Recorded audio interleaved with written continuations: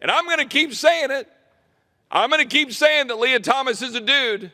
And I'll say it here, and I'll say it on social media, and I'll say it on the streets.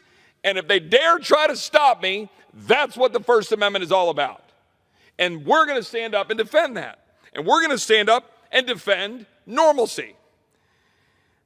We had accusations that, oh, this is all made up. We actually had somebody in one of the hearings today in which we were talking about transgender issues and so-called, dysphoria. We had a young lady who I could barely speak after I heard her testimony. I could barely figure out what to say to her because she had started to be transitioned, changed sex, realized that she was going to lose the ability as a woman to breastfeed her hopefully one day children, and she stopped. And she was testifying today about the horrors of the pressure being placed upon her to change her sex. And she broke down in tears. And then she was talking about one of the other witnesses at the table, a mom that was talking about her child, the Democratic witness, and saying how important it was to be able to have the transition. And here's what our witness, chloecole, said.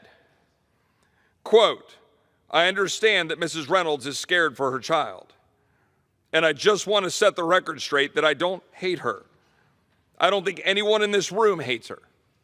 In fact," she said, as she began to cry, and as all of us, by the way, on the dais were holding back tears, "I see my own mother and my own father in her. And that clearly she dearly loves her child. And she's doing the best with that she's been given.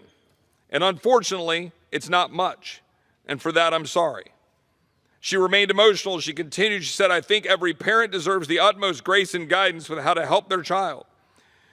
I don't wish for her child to have the same result as I did," she said. "I don't wish for anyone to regret transition or detransition because it's incredibly difficult. It comes with its own difficulties, and it's not easy. My colleagues on the other side of the aisle call that hate speech.